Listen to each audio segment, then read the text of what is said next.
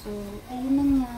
At medyo kinupit ko na po siya para madali tayong nakabaklas. Hindi na nakarolo yung isa.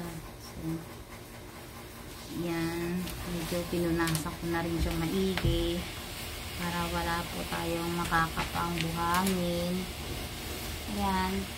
Nagtimputi na kahit pa paano. Hindi naman siya timputi, no? Kahoy kasi itong nabili ko.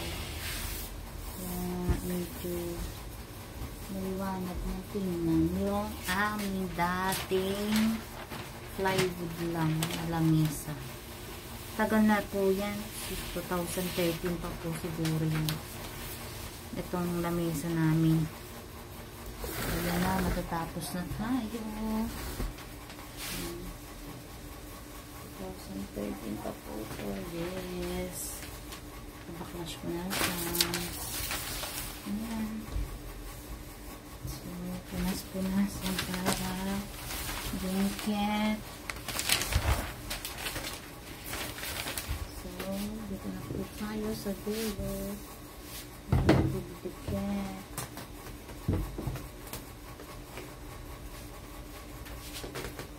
Cut natin siya dito, guys, para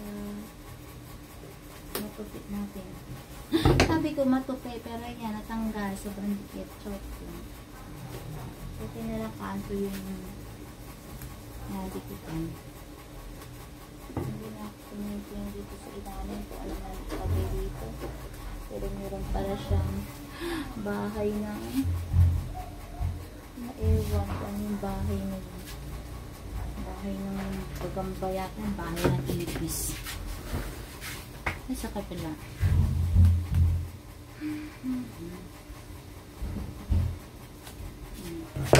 Pinat ko na lang yung dulo.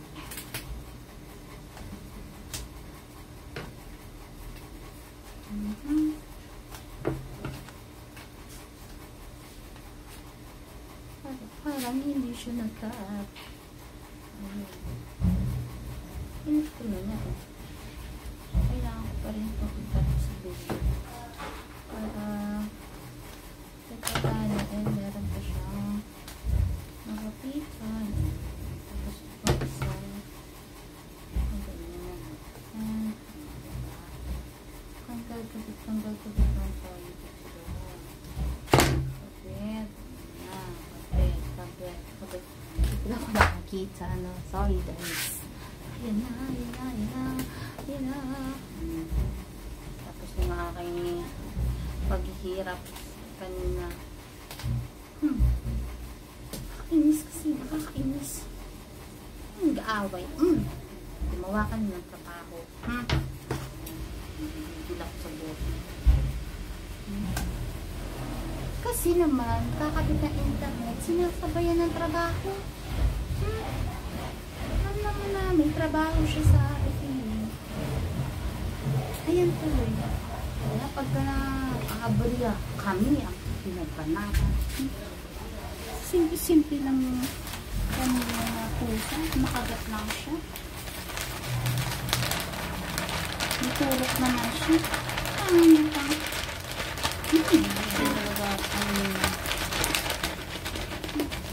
Malapangan ka ng lolo. Maldita na ako ngayon. Maldita. Simpleng bagay. Tama. Gigil talaga. Ayan, tapos na.